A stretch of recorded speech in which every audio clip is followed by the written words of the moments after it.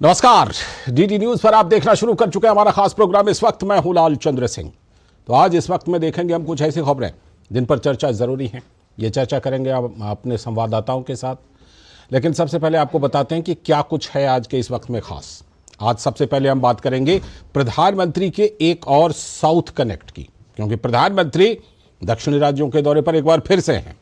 इसके बाद आज की खास चर्चा होगी कि क्या विपक्षी इंडी गठबंधन सिर्फ नाम का अब रह गया है, क्योंकि कई राज्यों में एक दूसरे के खिलाफ उम्मीदवार उतार चुके हैं। इसके बाद हम बात करेंगे कि सीएए को लेकर विपक्षी नेताओं के लगातार बयान ऐसे आ रहे हैं कि ये शरणार्थी उनके घरों पर जाकर प्रदर्शन कर रहे हैं, पार्टियों के ऑफिसों पर प्रदर्शन कर रहे हैं। अरविंद केजरीवाल ने आज एक बार फिर से इन शरणार्थियों पर शब्दों के जरिए हमला कर दिया है। और फिर यह भी कि कल वो तारीख आ जाएगी जिसका सभी को इंतजार है, यानी कि लोकसभा चुनाव की तारीख है। इन सभी मुद्दों पर होगी बात, लेकिन सबसे पहले नजर डाल लेते हैं हेडलाइंस पर। प्रधानमंत्री नरेंद्र मोदी का तमिलनाडु, केरल और तेलंगाना का धुआंधार दौरा। तमिलनाडु के कन्याकुमारी में जनसभा में विपक्ष पर जमकर बरसे पीएम। कहा तमिलनाडु की धरती पर बड़े परिवर्तन की आहट। भाजपा का इस बार का प्रदर्शन तोड़ेगा डीएमके और कांग्रेस गठबंधन का घमंड। केरल में भी रैली को किया संबोधित। कहा वहां पर जो एलडीएफ और यूडीएफ है उससे अलग हटकर सोच रही है केरल की जनता। लोकसभा चुनाव की तारीखों का ऐलान कल। चुनाव आयोग कल दोपहर 3 बजे प्रेस कॉन्फ्रेंस में देगा विस्तृत जानकारी। एसीआई ने आधिकारिक जानकारी सोशल मीडिया प्लेटफॉर्म पर की साझा।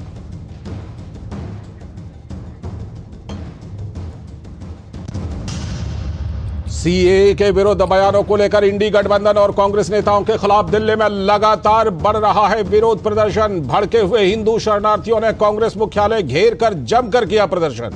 कल विवादित टिप्पणी पर केजरीवाल के घर के बाहर भी किया था विरोध प्रदर्शन।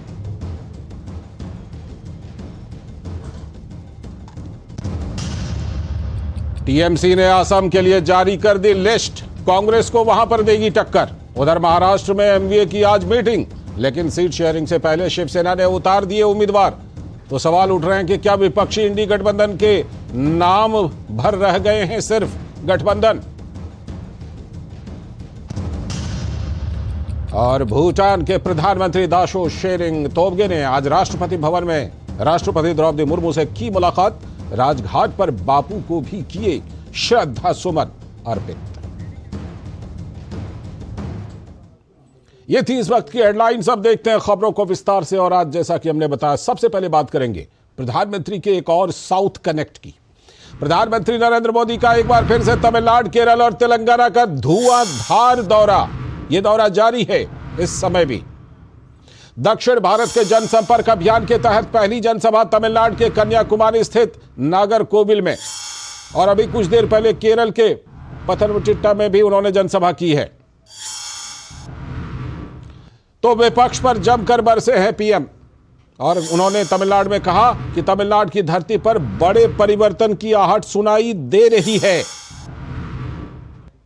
प्रधानमंत्री ने आगे कहा कि भाजपा का इस बार का प्रदर्शन तोड़ देगा डीएमके और कांग्रेस गठबंधन का घमंड। और साथ ही पीएम ने राज्य की सत्तारूढ़ डीएमके और कांग्रेस पार्टी पर भ्रष्टाचार में शामिल होने का लगाया आरोप।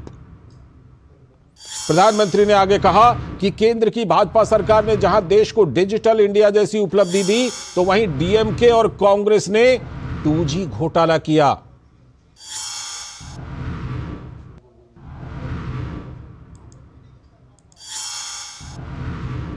पीएम ने कांग्रेस और डीएमके पर तमिलनाडु की संस्कृति का अपमान करने का भी आरोप लगाया, क्योंकि जिस तरह से लगातार वहां से टीएम के नेताओं के बयान आ रहे हैं, तो प्रधानमंत्री ने यह आरोप लगाया। प्रधानमंत्री ने कहा कि राम मंदिर की प्राण प्रतिष्ठा को लाइव दिखाने पर डीएमके ने रोक लगा दी थी। बाद में सुप्रीम कोर्ट ने इसमें हस्तक्षेप किया था।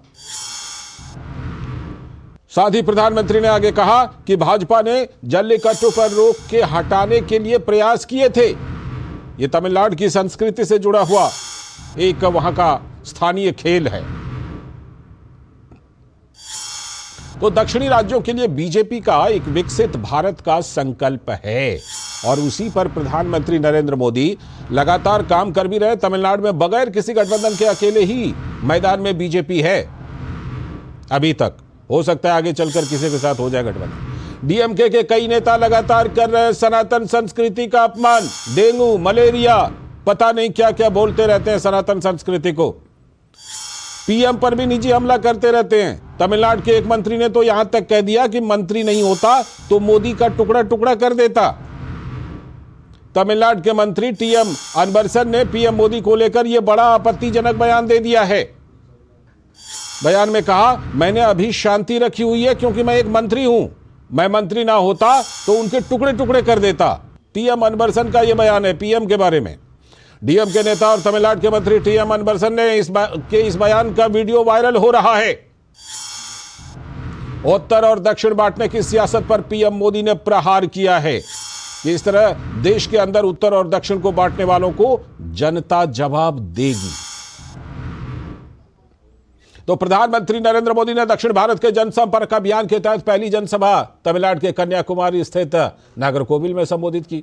इस दौरान उन्होंने कहा कि मैं 1991 में एकता यात्रा लेकर कन्याकुमारी से कश्मीर गया था और इस बार मैं कश्मीर से कन्याकुमारी आया हूं। साथ ही उन्होंने कहा कि तमिलनाडु की धरती पर बदलाव की आहट देख रहा हूं। मैं 1991 में एकता यात्रा लेकर कन्याकुमारी से कश्मीर गया था और इस बार मैं कश्मीर से कन्याकुमारी आया हूं। जम्मू कश्मीर के लोगों ने देश को तोड़ने का सपना जो देखते हैं, जम्मू कश्मीर के लोगों ने ऐसे लोगों को नकार दिया है। अब तमिलनाडु के लोग भी ऐसा ही करने जा रहे हैं। साथियों, मैं तमिलनाडु की धरती पर बहुत बड़े परिवर्तन की आहट देख रहा हूं। साथ ही प्रधानमंत्री नरेंद्र मोदी ने कहा कि डीएमके और कांग्रेस का इंडी अलायंस कभी भी तमिलनाडु को विकसित नहीं बना सकता। इन लोगों का तो इतिहास ही घोटालों से भरा हुआ रहा है। डीएमके और कांग्रेस का इंडी अलायंस कभी भी तमिलनाडु को विकसित नहीं बना सकता। इन लोगों की हिस्ट्री घोटालों की है। इन लोगों की राजनीति का आधार लोगों को लूटने के लिए सत्ता में आना है। एक तरफ बीजेपी की कल्याणकारी स्कीम होती है, दूसरी तरफ इनके करोड़ों के स्कैम होते हैं। हमने ऑप्टिकल फाइबर और 5G दिया, हमारे नाम पर डिजिटल इंडिया स्कीम है, इंडी अलायंस के नाम पर लाखों करोड़ रुपए का 2G का स्कैम है। तो प्रधानमंत्री के इस साउथ कनेक्ट पर जुड़ रहे हैं हमारे साथ वरिष्ठ पत्रकार शेखर अय्यर जी। बहुत बहुत स्वागत सर इस चर्चा में आपका। शेखर सर, सबसे पहले यह जानना चाहूंगा कि जिस तरह प्रधानमंत्री का एक और साउथ कनेक्ट हो रहा है, तो इस कनेक्ट के बाद जिस तरह के बयान आ रहे हैं, तमिलनाडु का एक मंत्री डीएमके का नेता कह रहा है मंत्री हूं नहीं तो मोदी जी के टुकड़े टुकड़े कर देता। क्या यह दिखा रहा है कि कहीं ना कहीं डीएमके में हताशा, निराशा है प्रधानमंत्री के इस साउथ कनेक्ट से? बिल्कुल लालचंद जी, बिल्कुल सही कहा आपने। एक प्रकार से डर आ गया है कि आगे इनकी जो राजनीति चली है, भ्रष्टाचार भरा हुआ राजनीति शुरू से ही, वो नीति, वो जो राजनीति का अभी अंतिम समय आ गया है जी। लोग देख चुके हैं कि बड़े बड़े मंत्री किस तरह घोटाला करते हैं और किस तरह स्टालिन और स्टालिन के परिवार के सदस्य भी इस घोटाले में कैसे शामिल होते हैं। उसकी वजह से कई जो मंत्री जो बड़े बड़े घोटाला करके भी मंत्री बने रह रहे जी, और ये वहां पे भ्रष्टाचार बहुत बड़ा मुद्दा हो गया लालचंद जी।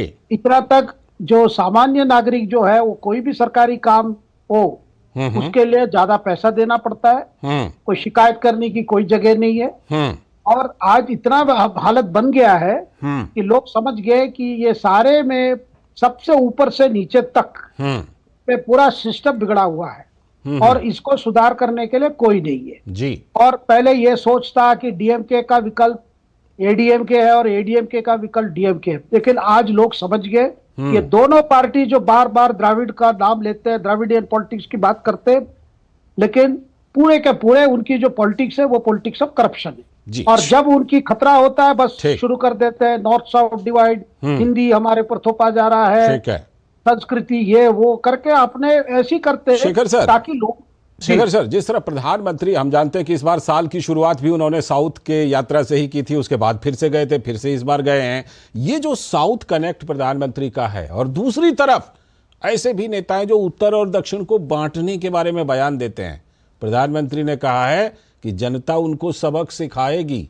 आपको लगता है कि इस बार कहीं ना कहीं ये ज्यादा दिखाई पड़ रहा है इस बार के लोकसभा चुनाव में? एक चीज बड़ा क्लियर है लालचंद जी, आपने देखा होगा जो तमिलनाडु के बीजेपी अध्यक्ष अन्नामलई जी का जो अभी पदयात्रा चल रहा था, 6-7 महीने से जो पदयात्रा चला, जो खत्म हुआ कोयम्बतूर में जी, जिसको समापन सभा में प्रधानमंत्री भी बोले, जिस तरह का वहां भीड़ था, जो लोगों के अंदर ये सारा पदयात्रा के पूरे ये लोग आके सुनना चाह रहे हैं, अन्नामलई को सुन रहे हैं, पीएम को सुन रहे हैं, कभी कभी उनकी भाषण के अनुवाद तक भी रुकते नहीं है, उससे पहले ताली बजाने लगते हैं, जैसे उनको सब कुछ समझ आया वो हिंदी में होने से भी। इसका मतलब लोग समझ गए सेंटिमेंट्स क्या है, प्रधानमंत्री क्या कह रहे हैं, जो बात प्रधानमंत्री सामने रखे उनको लग रहा है कि एक पूरा से पूरा सच है। और वहां पे ये भ्रष्टाचार से तंग आ चुके हैं और आज देख रहे हैं अगर हमारे सामने कोई विकल्प है वो बीजेपी ही हो सकता है। ये एक बड़ा परिवर्तन, इसी परिवर्तन को लेकर पीएम कह रहे हैं इस चुनाव में बहुत बड़ी डेवलपमेंट होगी कि बीजेपी को समर्थन मिलेगा जरूर। जी, बहुत बहुत शुक्रिया सर, आगे फिर हम लोग ऐसे मामलों पर चर्चा करते रहेंगे। फिलहाल आपका बहुत बहुत शुक्रिया। वक्त है अभी एक ब्रेक का। इस समय सीधे चलते हैं संदेश खाली। तो ये जो so called freedom fighter, so called royal Bengal tiger जब भाग गए, तब वहां पे जो निर्यातित नारी है, जो निर्यातित अपने मां बहन है, वो सामने आया अपने हक के लिए। स्पॉन्टेनियस आउटरीच है उनका। इसके साथ ना कोई पॉलिटिकल पार्टी या ना कोई और संगठन जुड़े हुए हैं। वो सीधा सामने आके अपने हक मांगना शुरू किया। अपने फोरफादर्स का जो जमीन है, जो जमीन उनको मिला था, उस जमीन का हक मांगने के लिए बाहर आए। तो जब बाहर आए तो फिर उनको मार पड़ा। शेख शाहजहां और उसके जो एसोसिएट्स है वो खुलेआम आर्म्स लेके इनको ऊपर अटैक किए। लेकिन अपने बंगाल के महिलाएं, वो भी देवी दुर्गा और मां भवानी के वंशज है, वो भी बोले कि ठीक है, हम इस लड़ाई के अंत देखेंगे, क्योंकि जो खोना था उन्होंने खो दिए। फॉल्स केस, रात भर उसको उठा के ले जाके बोलते हैं कि पीठा बनाओ पार्टी ऑफिस में बैठे बैठे, दारू पीते हैं पार्टी ऑफिस में बैठे बैठे, महिलाओं को उठा के ले जाए। एक अपने साथ आई है विक्टिम जो उस समय बीए क्लास में पढ़ती थी। उनके परिवार को बोला कि पढ़ाई करके क्या होगा, शादी करवा दो। तो this is such a heinous activities what is going on there for the last 1 decade. और आज जो सामने आए, जब बंगाल मीडिया पे जगह जगह पे वो लोग आए, तो ये बात बोलना शुरू हो गया कि नहीं, ये तो बाहर से आए हैं, इनको कहीं से बना के इनको मीडिया पे भेजा गया है। ऐसे भी चैनल पे बोला कि घोंटा उठा के दिखाइए। अगर खुलेआम मीडिया का सामने ऐसे कोई बोल सकता है,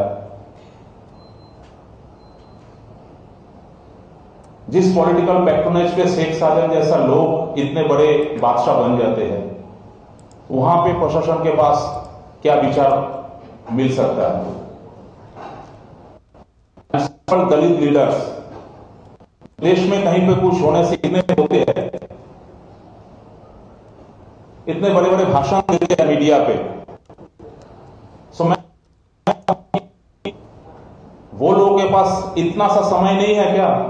एक बार संदेश खाली में आके देखें कि वहां पे क्या हो रहा है SC ST के साथ। समय नहीं है कि इनके पास सॉलिडरिटी दिखाने के लिए इनके साथ एक बार बात करें और इनका सहायता में खड़े हो जाए। नहीं है। इसके कारण यह है कि ये लोग कोई पॉलिटिकल पार्टी से बिलोंग करते नहीं है। इनका सपोर्ट करने से कोई पॉलिटिकल डिविडेंड मिलेगा नहीं उस दलित लीडरों को,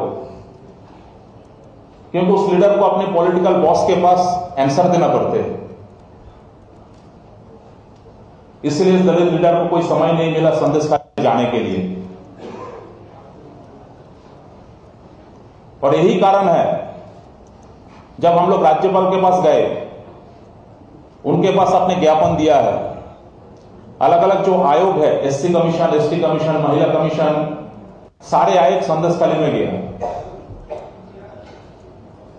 और उन्होंने अपना ऑब्जर्वेशन रखा है। लेकिन इतना कुछ होने के बाद भी आज भी जो शेख शाहजहां का भाई आलमगीर, शेख सिराज, वो आज भी खुला घूम रहा है और उनके लोग आज भी उन महिलाओं का घर घर में जाकर थ्रेट कर रहा है कि ये मीडिया तो ज्यादा दिन रहेगा नहीं, ये जुडिशियरी भी ज्यादा दिन आपको देखेगा नहीं, कब तक बाँचोगे आप लोग? महिलाओं का अगेंस्ट में फॉल्स केस दिया गया है।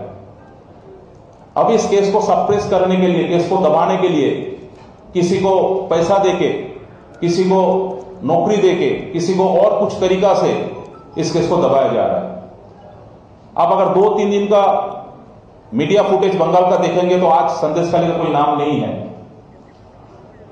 लेकिन क्या संदेश खाली में जिन महिलाओं के साथ अत्याचार हुआ है, जिन बच्चों के साथ अत्याचार हुआ है, ये सीधा प्रसारण आप देख रहे थे। Centre for scheduled caste and tribe support and research के संयोजक डॉक्टर पार्थो विश्वास प्रेस कॉन्फ्रेंस कर रहे थे नई दिल्ली में। खासतौर पर कहा कि विपक्ष के वो तथाकथित दलित नेता कहां हैं, वो संदेश खाली क्यों नहीं पहुंचे, और साथ ही शेख शाहजहां के भाई आज भी संदेश खाली में पीड़ित महिलाओं को घर घर जाकर धमका रहे हैं। वक्त है एक ब्रेक का। ब्रेक के बाद जब लौटेंगे तब करेंगे आज की खास चर्चा।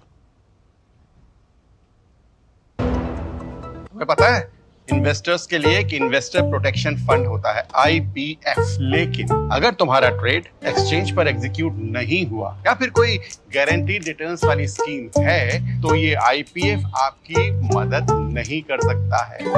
और अगर आपका ब्रोकर ही डिफॉल्टर बन जाए तो फिर IPF आपको कॉम्पेंसेशन दिला सकता है। कहां से सीखा? NSE की साइट पर। सोचकर समझकर इन्वेस्ट कर।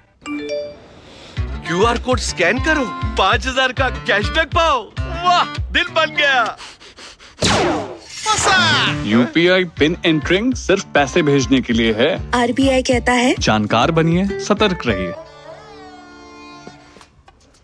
देखो यार, जिंदगी का कोई भरोसा नहीं, पता नहीं कब फोटो पे हार चढ़ जाए और फैमिली का फ्यूचर, बच्चों की पढ़ाई खतरे में पड़ जाए। तो आज ही पॉलिसी बाजार से 1 करोड़ का टर्म लाइफ इंश्योरेंस कराओ, सिर्फ 525 रुपए महीने से शुरू। Delivery boy has picked your order. अरे भाई, पता है भूख लगी है। 30 मिनट का मैसेज नोटिफिकेशन आया था ना। मैसेज के सारे थोड़ी बैठ सकते हैं। कल आपने कुछ शेयर्स बेचे थे ना? हाँ, तो चेक किया? मैसेज आया तो था। सिर्फ मैसेज काफी नहीं है। आप शेयर मार्केट में कोई भी ट्रांजैक्शन करते हैं ना, तो स्टॉक एक्सचेंज से आए SMS या ईमेल को अपने डीमैट अकाउंट और बैंक स्टेटमेंट के साथ भी टैली कीजिए। बेटा, भूख में ना दिमाग बंद हो जाता है।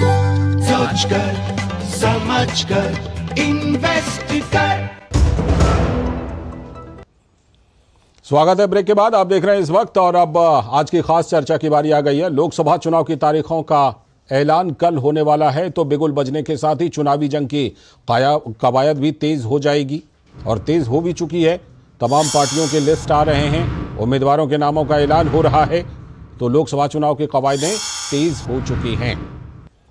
तो इसको लेकर दोनों तरफ हलचल भी बढ़ गए हैं, चाहे बात एनडीए की हो या फिर इंडी की। लेकिन विपक्षी इंडी गठबंधन में सीट शेयरिंग को लेकर पेंच अभी भी फंसा हुआ है। 28 दलों के गठबंधन में क्षेत्रीय क्षत्रप कुछ महीने पहले तक तो चट्टानी एकता का दावा कर रहे थे, लेकिन आज देखिए, आज वही आंख दिखा रहे हैं कांग्रेस पार्टी को। पश्चिम बंगाल में पहले टीएमसी ने इंडी गठबंधन से नाता तोड़ लिया और अब लेफ्ट ने भी 16 उम्मीदवारों का ऐलान एक तरफा कर दिया है। बिना किसी की परवाह किए उम्मीदवारों का ऐलान कर दिया। वाम दलों का मानना है कि कांग्रेस की सीटों की मांग तो अव्यावहारिक है, कांग्रेस से बातचीत भी बेनतीजा निकली है। टीएमसी ने पहले पश्चिम बंगाल की सभी 42 सीटों पर अपने उम्मीदवार उतार दिए और अब असम के लिए भी ऐलान कर दिया अपने उम्मीदवारों का, यानी वहां भी कांग्रेस को टक्कर देगी। असम में विपक्षी एकता को दर्शाते हुए ममता बनर्जी ने 5 उम्मीदवार उतार दिए। असम में कांग्रेस तो पहले ही सीटों का ऐलान कर चुकी थी, अब सीपीआई ने भी ऐलान कर दिया, टीएमसी तो ऐलान कर ही चुकी है। केजरीवाल की पार्टी भी असम के लिए 3 उम्मीदवारों की घोषणा कर चुकी है। सब आपस में वहां गुत्थम गुत्ती करेंगे, भिड़ेंगे। ये गठबंधन है या मजबूरी? सबसे बड़ा सवाल कि सिर्फ कांग्रेस को ही क्यों चाहिए गठबंधन, बाकी तो कोई और केयर कर नहीं रहा। पिछले 3 महीनों से बिहार के महागठबंधन में सीट शेयरिंग को लेकर बातचीत ही चल रही है। नीतीश कुमार के एनडीए में आने के बाद से कांग्रेस ने 15 सीटों की डिमांड कर दी है और वो इतनी सीटें आरजेडी देने के लिए तैयार नहीं। पिछली बार कांग्रेस 9 पर लड़ी थी, 1 जीत गई थी, किशनगंज वाली सीट। जाहिर है कि आरजेडी अपनी सीटों पर कांग्रेस को मौका नहीं देना चाहेगी। महाराष्ट्र की बात कीजिए, वहां भी सीटों को लेकर पेंच फंसा हुआ है। एमवीए की मीटिंग है तो उसमें शायद कुछ निकल आए, उम्मीद तो है। राहुल गांधी भारत जोड़ो न्याय यात्रा को लेकर इन दिनों महाराष्ट्र में ही हैं, लेकिन शिवसेना उद्धव ने अपने उम्मीदवारों का ऐलान करके दबाव बढ़ा दिया है, कई सीटों पर ऐलान कर दिया है। दूसरी तरफ महाराष्ट्र में एनडीए के बीच सहमति बनती हुई दिख रही है। बीजेपी ने अपने वरिष्ठ मंत्रियों को मैदान में उतार दिया है, नितिन गडकरी हों, पीयूष गोयल हों, तमाम नेता। सबसे बड़ा सवाल यह है कि आखिर इस विपक्षी गठबंधन का नेतृत्व कौन कर रहा है? कांग्रेस पार्टी ने चुनावी समर में एक बार फिर से राहुल गांधी को आगे किया है नेतृत्व के लिए, लेकिन क्षेत्रीय पार्टियां ड्राइविंग सीट पर खुद ही बैठना चाहती हैं। तो शिवसेना उद्धव ठाकरे गुट के सांसद संजय राउत ने कहा कि आज की बैठक जो एमवीए की है उसमें एनसीपी कांग्रेस के बीच बातचीत होगी। सीट बंटवारा लगभग पूरा हो गया है। प्रकाश आंबेडकर महाविकास अघाड़ी के सदस्य हैं, उन्होंने पहली बैठक में हिस्सा लिया। हमने वंचित बहुजन अघाड़ी को 4 सीटों का प्रस्ताव दिया है। आप शाम को बैठेंगे, वेणुगोपाल जी आ रहे हैं, शरद पवार साहब भी आएंगे और मुझे लगता है लगभग सभी मामले सॉल्व हो गए हैं, सुलझा गए हैं। मुंबई की जो सीटें हैं उसके बारे में कोई डिस्प्यूट नहीं है। महाराष्ट्र की 1-2 सीटें होगी, उसके बारे में शायद चर्चा हो सकती है, लेकिन सीट शेयरिंग लगभग पूरा हो गया है।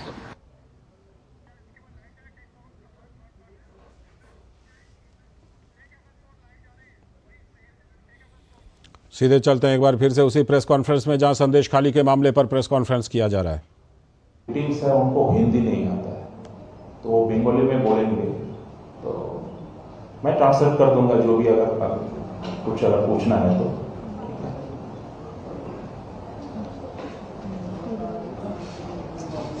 जी बोलो ना।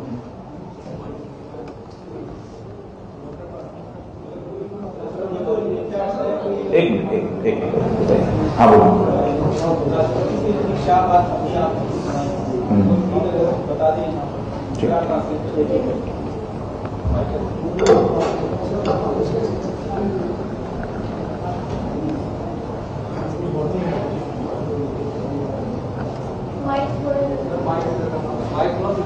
अच्छा एक काम करता हूँ, मैं साइड हो जाता हूँ। हाँ आइए।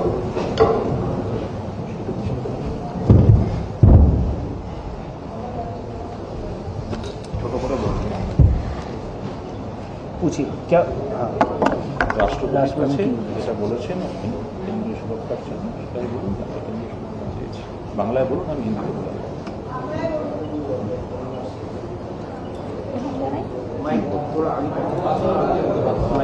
माइक को आगे करो। একটু আপনি আগে হয়ে যান বাস।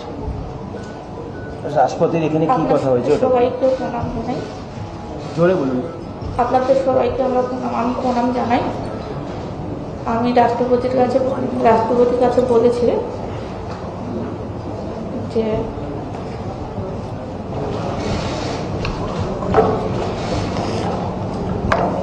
আমাদের কেন্দ্র বাহিনী দিতে হবে, আমরা যাতে সুরক্ষা থাকতে পারি, আমি সেটাই বলেছি। আপনি বলেছেন দেব, ঠিক আছে।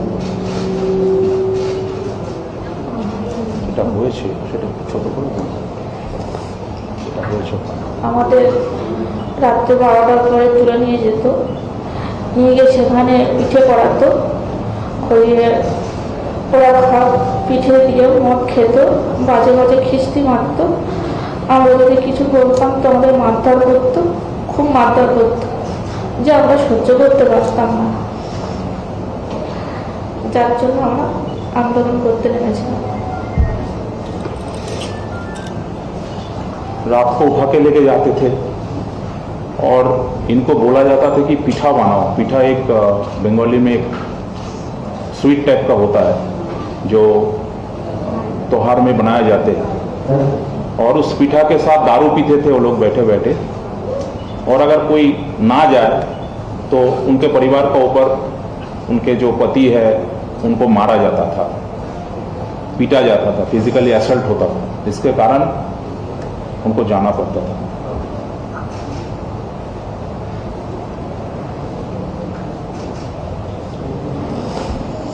पुष्पिता কৈলাস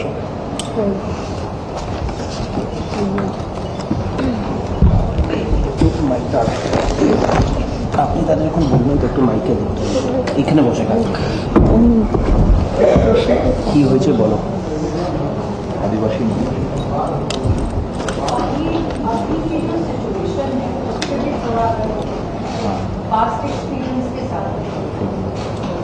এখন কি পরিস্থিতি আছে ওখানে সেটাও একটু বলে দাও, আগের যা ঘটেছে এবং এখন কি পরিস্থিতি আছে সেটা।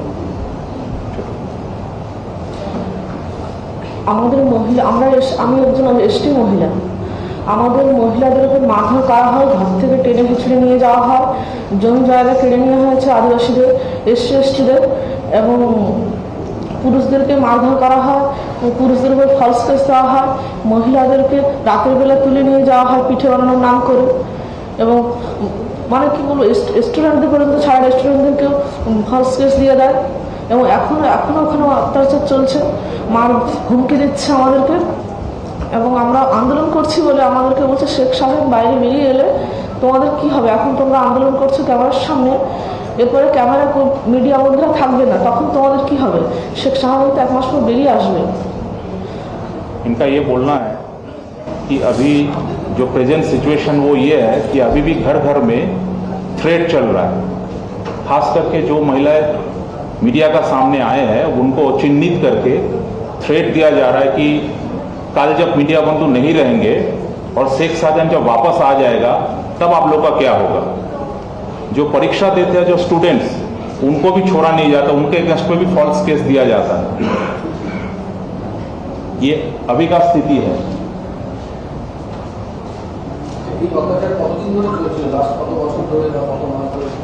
शेख शाहजहां 2003 में सीपीएम ज्वाइन किया, 2011 में जो इलेक्शन वहां पे हुआ है जहां पे सत्ता का बदल हुआ, उस 2011 में वो सीपीएम का जो एमएलए है उसका चीफ इलेक्शन एजेंट था, 2013 में तृणमूल में आया, और ये जो उनका जो अत्याचार है ये 8 से 10 साल से चल रहा है।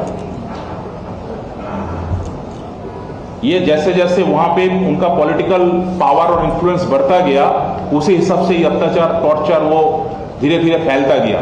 पहले संदेशखाली 1 ब्लॉक, उसके बाद संदेशखाली 2, उसके बाद बगल का जो दक्षिण 24 परगना जिला है वहां पर भी उसका प्रभाव और उसका ये जो करतूत है ये धीरे धीरे बढ़ता गया है।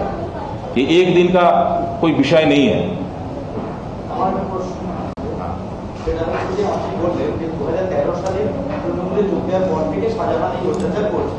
তাহলে 13 থেকে 24 11 বছরে এই বিষয়টার সামনে এলো না কেন? এক নম্বর, এর সঙ্গে যে ওখানকার স্থানীয় অপোজিশন নেতারা এটাকে এতদিন ধরে প্রকাশ করতে পারলো না কেন, বা কেন্দ্রীয় এজেন্সির কাছে সেই রিপোর্টটা 11 বছর ধরে এলো না কেন? मतलब सभी विषय एक का साथ एक संपर्कित है। पहली बात तो ये है कि जब वो 2013 में तृणमूल में आया तब भी वहां पे एमएलए 2016 तक सीपीएम का रहा है, लेकिन वहां पे जो सिचुएशन है उस सिचुएशन पे जब एडमिनिस्ट्रेशन के पास इस विषय को लेके आम आदमी यानी कि जो टॉर्चर हुए जब गए तो एडमिनिस्ट्रेशन का रोल ये था कि आप ऐसे करो कि शिबू हाजरे के पास चला जाओ, उत्तम सरदार के पास चला जाओ और जाके कंप्रोमाइज कर लो। जिनके पास ये भेजने के लिए बोल रहा है ये सारे तृणमूल का लीडर्स है, और यही लीडर्स जो ये सब काम करते हैं यानी कि उन्हीं के पास भेजा जा रहा है जो एक्चुअली एक्यूज्ड है, उसके पास भेजा जा रहा है जस्टिस के लिए। तो जब इनको ये अटेम्प्ट बार बार फेल हुआ और उसके बाद मैंने जियोग्राफिकल लोकेशन आप लोगों को बताया, जो 3 नदी से जो जेटी है वो जेटी सारे उनके जो एसोसिएट्स है उनके। सीधा प्रसारण आप देख रहे थे। दिल्ली में जो प्रेस कॉन्फ्रेंस किया जा रहा है, centre for scheduled caste and tribe support and research के संयोजक डॉक्टर पार्थो विश्वास वहां पर थे और संदेश खाली की वो पीड़ित महिलाएं थीं जो रो रो कर अपनी आप बीती बता रही हैं। आज भी वहां पर क्या हो रहा है, किस तरह से धमकाया जा रहा है घर घर जाकर शेख शाहजहां के भाइयों के द्वारा और वहां तृणमूल कार्यकर्ताओं के द्वारा, उसके बारे में महिलाएं बता रही थीं, आप बीती सुना रही थीं। और यही महिलाएं जो बता रही हैं, इन्हीं के बारे में ममता बनर्जी ने कहा था ये सब झूठ बोल रही हैं। वक्त है अभी एक ब्रेक का, ब्रेक के बाद लौटेंगे तो चर्चा करेंगे।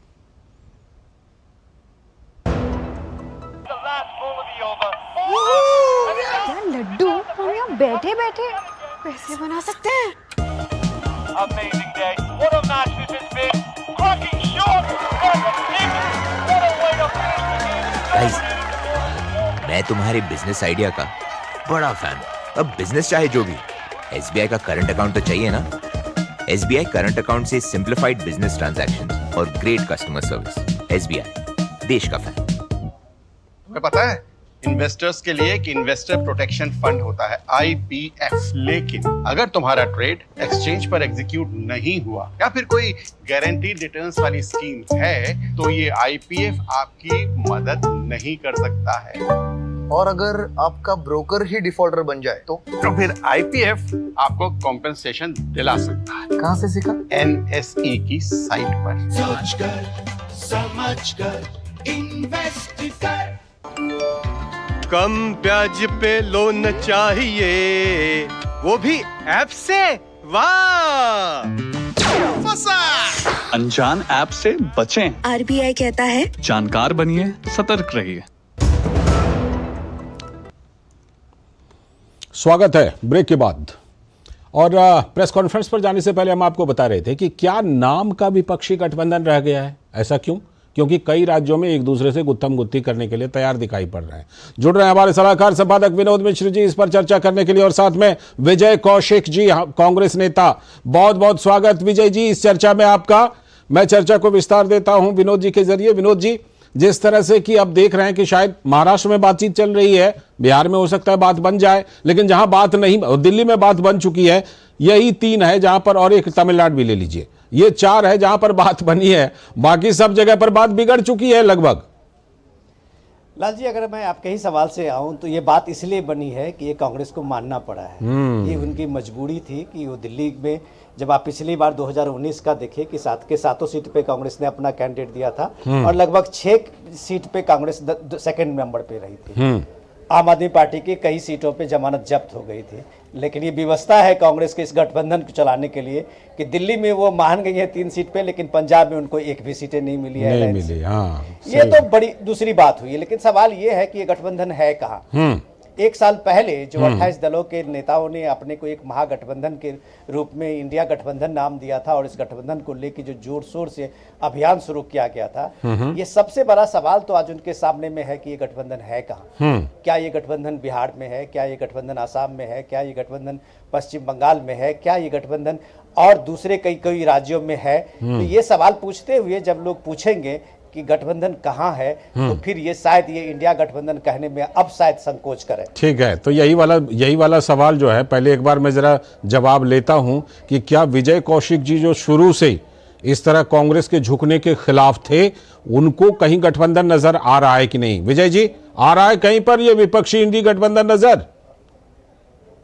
आपको अगर याद हो तो मैंने पहले भी कहा था कांग्रेस पार्टी की तरफ से कि भी हमारी प्राथमिकता इस बात को लेकर रहेगी कि जितने भी क्षेत्रीय दल हैं जो हमारी विचारधारा के मुताबिक हैं, जो कांग्रेस का नेतृत्व स्वीकार करने के लिए तैयार हैं, हम उनसे कुछ प्रदेशों में गठबंधन कर लें और बाकी देश में लड़े। अगर आपको याद हो तो अब हमारी पार्टी याद है, हमारी पार्टी आज उसी रास्ते पर चल रही है कि भाई जहाँ क्षेत्रीय दल हमें बड़ा भाई मानकर, हमें अपना मानकर हमारे साथ दिल्ली में कहाँ बड़ा भाई माना, दिल्ली में तो आपको छोटा भाई बना दिया 3 सीट दे करके। देखिए लालचंद जी, ये वक्त बताएगा, क्या पता हम 3 सीट जीत जाए और केजरीवाल एक भी ना जीत पाए। नहीं, केजरीवाल जी भी जीतेंगे, ऐसी बात नहीं है। गठबंधन इसलिए है क्योंकि कांग्रेस का जो वोट बैंक है उसका एक बड़ा फायदा हमारे सहयोगी दलों को भी मिलने जा रहा है। अच्छा। और सहयोगी दलों का जो वोट बैंक है वो भी हमें मिलेगा निश्चित तौर पर। और हमने आपको पहले भी कहा था कि हमारी जो लड़ाई है वो देश बचाने को लेकर लड़ाई है। आज मुद्दा ये है कि भी अगर हम गठबंधन नहीं करते हैं और हम चूक जाते हैं मोदी सरकार के काले कारनामों का जवाब देने में, अच्छा। तो आने वाली पीढ़ियां हमसे पूछेंगी कि भी आपके पास एक मौका था, अगर मोदी जी सत्ता में ना आते तो उनके सारे काले कारनामे बेनकाब हो जाते। सरकार पर जो आरोप आप लगा रहे हैं ना, बात को लेकर सरकार पर जो आरोप लगा रहे हैं ना, उसका जवाब देने के लिए बीजेपी के प्रवक्ता अभी है नहीं, इसलिए हम लोग जरा गठबंधन के स्वरूप पर ही रहेंगे। हाँ विनोद जी, जो बात हम चर्चा कर रहे हैं, ये बताइए कि क्या जिस तरह एक के बाद एक झटका लगा, कांग्रेस पार्टी ने जरूरत से ज्यादा कॉम्प्रोमाइज कर लिया क्या? लाल जी, अब जेकर विजय जी तो बहुत कर्मठ कार्य करता है और बहुत पुराने कार्य करता है कांग्रेस पार्टी की जी। लेकिन दिक्कत यह है कि वो बार बार बताते भी हैं कि कार्यकर्ताओं की इस पार्टी में सुनी नहीं जाती है। तो विजय जी, आप जिस आम आदमी पार्टी की बात कर रहे थे कि आम आदमी पार्टी के साथ आपका अलायंस, अच्छा अलायंस दिल्ली में हुआ है, तो ये भी एक इतिहास ही बनने जा रहा है कि गांधी परिवार के लोग इस बार नहीं, वो कह रहे हैं कि नहीं, मैंने अच्छा अलायंस नहीं बोला अभी तक। हाँ, तो अगर जो भी आपने कहा, लेकिन ये भी एक इतिहास बनने जा रहा है कि गांधी परिवार जो अपने कंस्टिट्यूएंसी में इस बार आम आदमी पार्टी को वोट देंगे। तो आप ये सोच लीजिए कि लोग, यहाँ के देश की जनता ये भी देखेगी कम से कम कि कांग्रेस पार्टी के जो सबसे गांधी परिवार, जो सबसे आला कमान है, वो भी इस अलायंस को निभाते हुए इस बार आम आदमी पार्टी के कैंडिडेट को नई दिल्ली सीट पे वोट करते हुए दिखेंगे। रही बात अभी संदेश खाली का, आप सुना रहे थे जो विक्टिम्स हैं उनके, आपने प्रेस कॉन्फ्रेंस लाइव जो चल रहा था आपने दिखाया, आप पूछिए विजय जी को कि उनकी पार्टी ने या कभी प्रियंका गांधी ने जो नारा दिया था, लड़की हूँ लड़ सकती हूँ, क्या एक बार वो संदेश खाली के उस महिलाओं की सुधली एक शब्द तक नहीं आया। व्यावहारिक रूप से इसलिए आपको सीपीएम ने कहा है, कलकत्ता में, पश्चिम बंगाल के में जब आप अलायंस की बात कर रहे थे पश्चिम बंगाल में, तो उन्होंने कहा कि साफ 2 टूक में कहा कि आपकी मांग अव्यावहारिक है। इसका मतलब सीधे सीधे उन्होंने कहा कि आप कभी भी किसी सीट पे लड़ने के लिए आपने कोई जतन ही नहीं किया है, कोई कोशिश ही नहीं किया संगठन के रूप में। और आप अगर आप ये देखिए कि पिछले 1 महीने से संदेश खाली को लेके इतने जबरदस्त वहां के लोकल लोगों ने आंदोलन चलाया है, महिलाएं किस तरह से घरों से बाहर निकली है, क्या कांग्रेस पार्टी का कोई भी नेतृत्व दल कभी संदेश खाली जाने की कोशिश की? बिल्कुल, ये सवाल उठा। अगर उसने कोशिश की तो कभी कांग्रेस पार्टी के आला कमान ने उसको सपोर्ट नहीं किया। तो ये सारी चीजों में आप इतने अव्यावहारिक दिखते हैं, इसलिए सीपीएम ने कहा कि आपकी मांग अव्यावहारिक है। इसलिए आपकी बात को है आरजेडी तवज्जो नहीं दे रही है कि आप 9 सीट पे पिछली बार 2019 में खड़े हुए थे, आप 1 सीटें ली थी। तो आप जिस तरह से सीटों की गिनती, अभी आप यूपी में ही देख लीजिए, 17 सीटें आपको समाजवादी पार्टी से मिली है, लेकिन आप अभी तक आप 2 लिस्ट में एक नाम यूपी का तय नहीं कर पाए हैं। ठीक है। तो ये सारी चीजें जब आप देखते हैं, तो इसलिए हमने आज का सवाल आपके सामने रखा कि ये गठबंधन कहाँ है, कहां पर है ये गठबंधन कहां है? ये अगर आज हम लोग पूछ रहे हैं, तो कल जब इलेक्शन का बिगुल बजने वाला है ऑफिशियली, तो फिर शायद लोग जरूर पूछेंगे कि इस गठबंधन का अब नेतृत्व कौन है। जी बिल्कुल बिल्कुल, आप ही के पास जवाब के लिए ही तो मैं आ रहा था। दरअसल तो वही जो कुछ राज्य, जो दिल्ली, तमिलनाडु और 1-2 और राज्य हैं, अभी बिहार और महाराष्ट्र में तो खैर बातचीत चल ही रही है, उसके अलावा तो ये गठबंधन कहीं नजर आ नहीं रहा। विजय जी दीजिए जवाब। देखिए, बात गठबंधन की नहीं है, बात कांग्रेस की है और इस देश को बचाने के लिए। संदेश खाली की बात जैसे कर रहे थे, मोदी जी के पास फुर्सत थी, वो संदेश खाली की महिलाओं से जाकर मिले, हम इसका स्वागत करते हैं। लेकिन हम जो इतने महीनों से चिल्ला रहे हैं कि माननीय मोदी जी को मणिपुर की भी उन पीड़ित महिलाओं के साथ मिलना चाहिए जिनके साथ बलात्कार हुए और जाने कितने परिवार बर्बाद हो गए, जहां आज भी हालात अच्छे नहीं है। लेकिन मोदी जी के पास फुर्सत नहीं है, चुनाव में दिन रात लगे हुए हैं, बहुत मेहनत कर रहे हैं। हाँ। हरियाणा में नारा दिया था 75।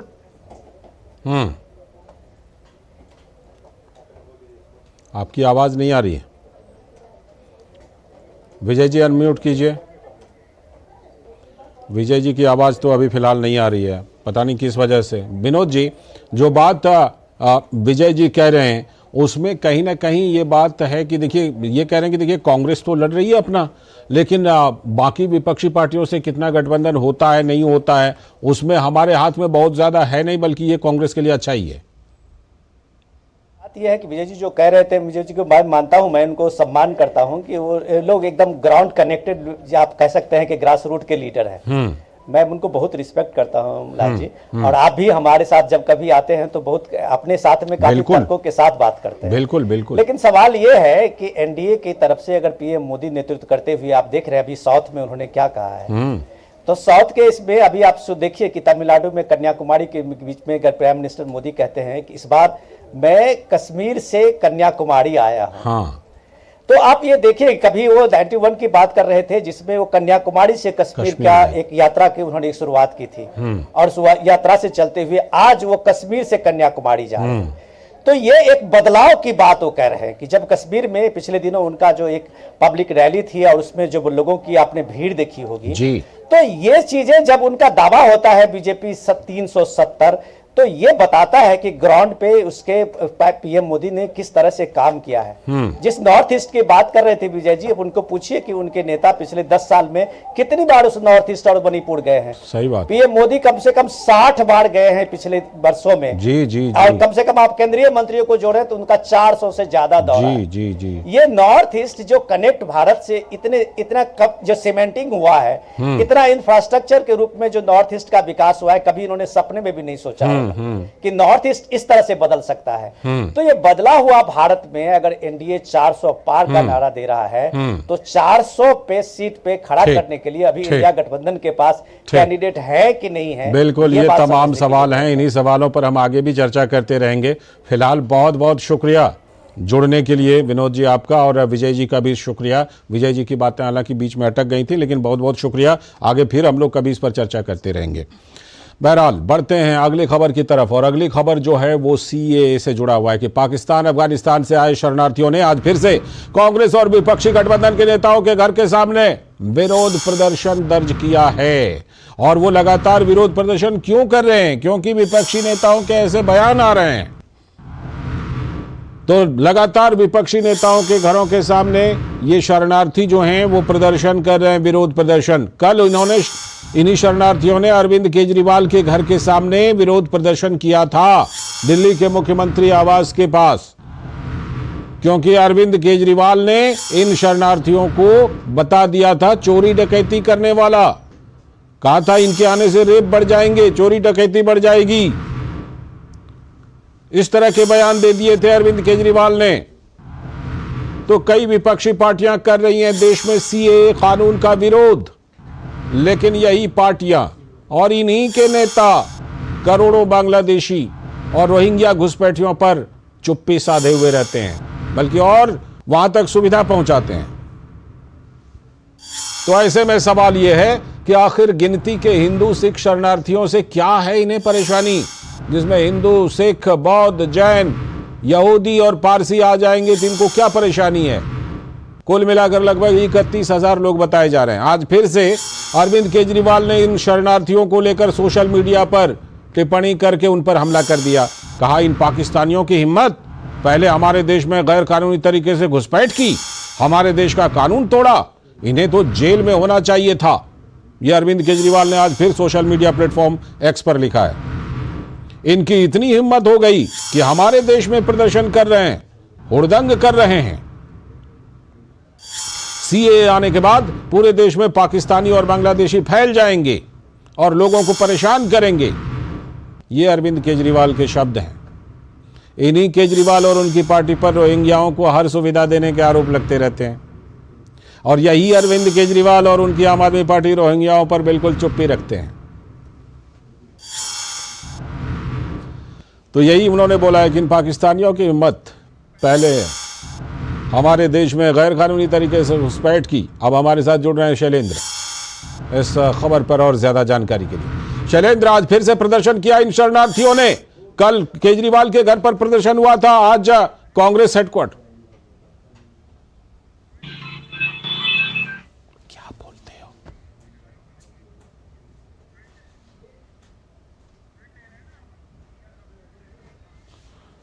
अभी आप अपने टेलीविजन स्क्रीन पर देख रहे हैं कि अरविंद केजरीवाल ने क्या कुछ सोशल मीडिया प्लेटफॉर्म एक्स पर लिखा है। वही बातें जो हमने आपको बताई कि क्या कुछ उन्होंने आज ट्विटर पर लिख करके हमला किया है। और विरोध प्रदर्शन कर रहे शरणार्थियों ने क्या कुछ कहा, आइए सुनते हैं।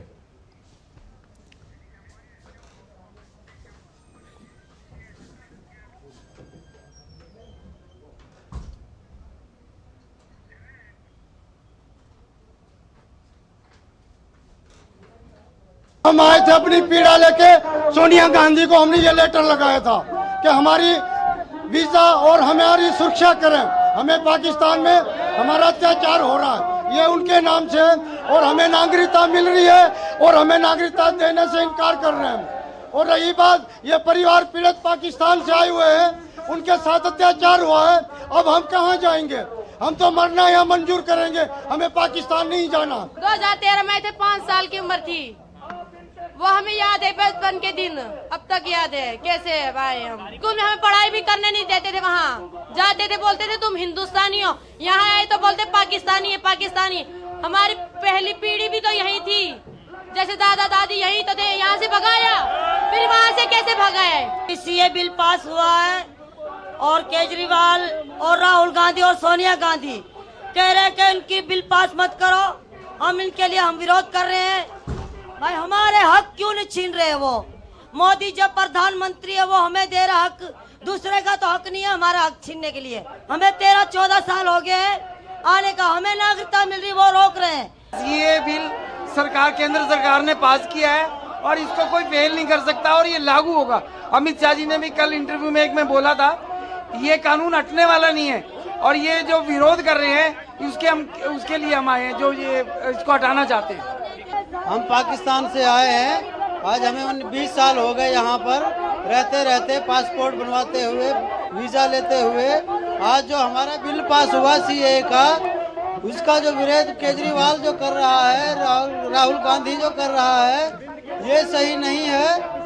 और राहुल गांधी और ये केजरीवाल ने जो हमें गलत बयान कर रहे हैं कि ये घुसपैठिए हैं और ये इनके पास पासपोर्ट नहीं है, वीजा नहीं है, ये घुसपैठिए हैं, ये तो उनकी गलत फैमिली है जी।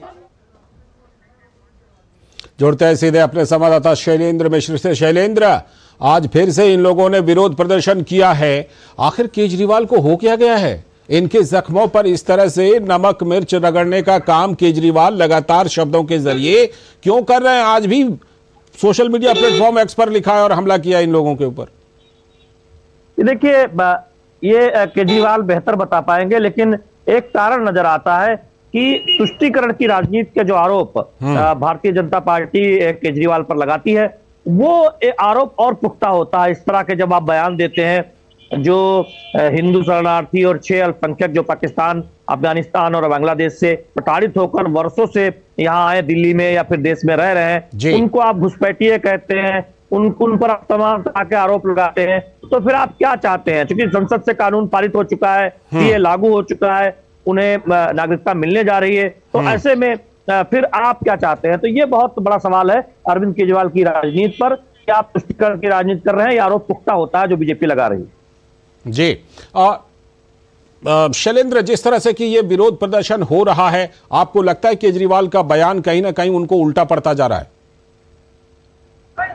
देखिए, निश्चित तौर पर एक संकेत तो सही नहीं जा रहा है कि आखिर केजरीवाल जो एक अलग तरह की राजनीति का वादा करके सत्ता में आए दिल्ली की, और उसके बाद ठीक उलट कर रहे हैं। शराब घोटाले में जिस तरह से आम आदमी पार्टी और केजरीवाल पर आरोप लगा, उसके बाद एक एक करके आरोप लगे, और अब तुष्टीकरण की ये पराकाष्ठा एक तरह से दिखाई दे रही है जब इस तरह के बयान दे रहे हैं बिल्कुल सीए लागू करने को लेकर। ये सिर्फ केजरीवाल का बयान नहीं है, कई बड़े बड़े विपक्षी नेताओं का बयान है। बहुत बहुत शुक्रिया आपका इस खबर पर जुड़ने के लिए। बढ़ते हैं अगली खबर की तरफ, और अगली खबर जिसका सभी को इंतजार है कि लोकसभा चुनाव 2024 की तारीखों का ऐलान कल 3 बजे होना है। ये इस बारे में चुनाव आयोग से जानकारी मिल चुकी है कि कल 3 बजे चुनाव आयोग का प्रेस कॉन्फ्रेंस है, तो 3 बजे तारीखों का ऐलान होगा। शनिवार 16 मार्च यानी कल चुनाव आयोग का प्रेस कॉन्फ्रेंस होगा और जारी हो जाएंगे चुनाव के शेड्यूल, तारीखों का हो जाएगा ऐलान। मुख्य चुनाव आयुक्त राजीव कुमार के साथ 2 नए चुनाव आयुक्त जो हाल ही में नियुक्त किए गए वो भी होंगे इस प्रेस कॉन्फ्रेंस में, और वो भी ऐलान करने वक्त वहां पर मौजूद होंगे। 2 चुनाव आयुक्त हैं ज्ञानेश कुमार और सुखबीर सिंह संधू, उन दोनों ने भी अपना कार्यभार संभाल लिया है। तो लोकसभा के साथ कुछ राज्यों के विधानसभा चुनावों का भी ऐलान हो सकता है। 4 राज्य ऐसे हैं जिनका लोकसभा के साथ ही चुनाव होता है।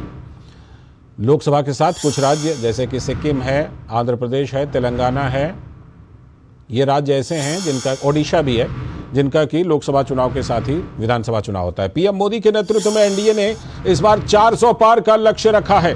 बार बार इस बात को दोहरा भी रहे हैं प्रधानमंत्री नरेंद्र मोदी। बीजेपी के लिए 370 और एनडीए के लिए 400 पार। विपक्ष के इंडी गठबंधन में सीटों के बंटवारे को लेकर तालमेल बिठाने की कोशिश हो रही है। कई जगह गठबंधन टूट चुका है, कई जगहों पर यह गठबंधन में तालमेल बिठाने की कोशिश हो रही है। लोकतंत्र के इस महापर्व में निष्पक्ष मतदान के लिए चुनाव आयोग ने पूरी तैयारी कर ली है।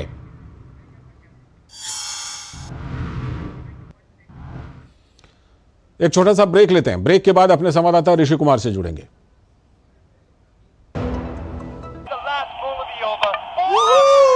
क्या लड्डू हम यहाँ बैठे बैठे पैसे बना सकते हैं। Amazing day. What a match this has been. Cracking shot. What a kick. What a way to finish the game. Guys, मैं तुम्हारे बिजनेस आइडिया का बड़ा फैन हूं। अब बिजनेस चाहे जो भी, एसबीआई का करंट अकाउंट तो चाहिए ना। एसबीआई करंट अकाउंट से सिंप्लीफाइड बिजनेस ट्रांजैक्शंस और ग्रेट कस्टमर सर्विस। एसबीआई, देश का fan. Delivery boy has picked your order. अरे भाई पता है भूख लगी है। 30 मिनट का मैसेज नोटिफिकेशन आया था ना। मैसेज के सारे थोड़ी बैठ सकते हैं। कल आपने कुछ शेयर्स बेचे थे ना? हाँ, तो चेक किया? मैसेज आया तो था। सिर्फ मैसेज काफी नहीं है। आप शेयर मार्केट में कोई भी ट्रांजैक्शन करते हैं ना, तो स्टॉक एक्सचेंज से आए एसएमएस या ईमेल को अपने डीमैट अकाउंट और बैंक स्टेटमेंट के साथ भी टैली कीजिए। बेटा भूख में ना दिमाग बंद हो जाता है। सोचकर समझकर इन्वेस्ट कर। तो स्वागत है ब्रेक के बाद। हमारे संवाददाता ऋषि कुमार जुड़ रहे हैं, क्योंकि जिस घड़ी का इंतजार था वो घड़ी आ गई। ऋषि, जिस घड़ी का इंतजार था वो घड़ी आ गई और कल तारीखों का ऐलान हो जाएगा। आपसे हम यही जानना चाहेंगे कि कुछ इधर उधर से खबरें आ रही होंगी, कितने चरणों में चुनाव हो सकते हैं, कौन कौन सी तारीखें हो सकती हैं, कुछ जानकारी है इस बारे में? हाँ लालचंद, जिस तरीके से आपने कहा कि घड़ी आई है तो घड़ी तो अब कल ही आएगी, लेकिन घड़ी के आने का जो ऐलान है वो जरूर हो गया है। चुनाव आयोग की तरफ सबकी निगाहें थी। हम भी सुबह से लेकर शाम तक ये बताते थक नहीं पाते थे कि कितनी चरणों में चुनाव होगा, कब डेट्स आ रही हैं। लेकिन जब चुनाव आयोग के द्वारा सोशल मीडिया पर इस बात का आज ऐलान कर दिया गया, उसके बाद अब ये स्पष्ट हो गया कि 18वीं लोकसभा के लिए जो चुनाव होने हैं उसका दिन कल 3 बजे के लिए मुकर्रर कर दिया गया है।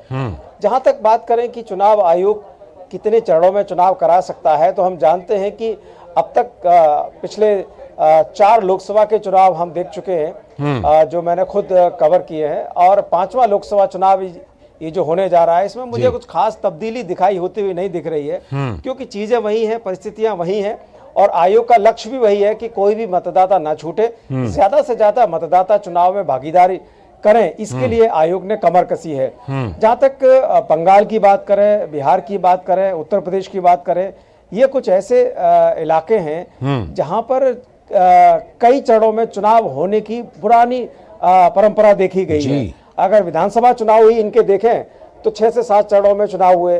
इसी तरह पिछले लोकसभा में भी हमने देखा था कि 6 से 7 चरणों में चुनाव हुए। तो इस बार भी उम्मीद यही की जा रही है कि आयोग कम से कम 5 से 7 के बीच में कुछ भी चरणों में उनको रख सकता है, लेकिन बहुत उम्मीद यही है कि 5 से अधिक चरणों में, यानी कि 7 चरणों में इन इलाकों में, इन प्रदेशों में चुनाव हो सकते हैं जी। और जहां तक बात करें कि जो विधानसभा के कई राज्यों में चुनाव होने हैं, उसमें कि जैसे कि आंध्र प्रदेश है, उड़ीसा है, मणिपुर है और अरुणाचल प्रदेश है, तो इनमें इन विधानसभाओं के चुनाव के ऐलान भी कल ही कर दिए जाएंगे। इस पूरे के पूरे प्रोसेस में अगर हम देखें तो आयोग सभी तैयारियां पूरी कर चुका है और इसमें अब उनके पास सिर्फ और सिर्फ ऐलान करना बाकी है कि चुनाव आचार संहिता कल से लागू होने जा रही है। सभी की उत्सुकता बढ़ गई है और सब लोग बिल्कुल कल औपचारिक तौर पर जान लेंगे। बहुत बहुत शुक्रिया आपका इस खबर पर जानकारी देने के लिए। तो हमारे संवाददाता ऋषि कुमार जुड़े हुए थे इस खबर पर और ज्यादा जानकारी देने के लिए। और इसी के साथ आज के इस वक्त में इतना ही। पूरी टीम को दीजिए अनुमति, लेकिन डीडी न्यूज पर खबरों और कार्यक्रमों का सिलसिला लगातार जारी है।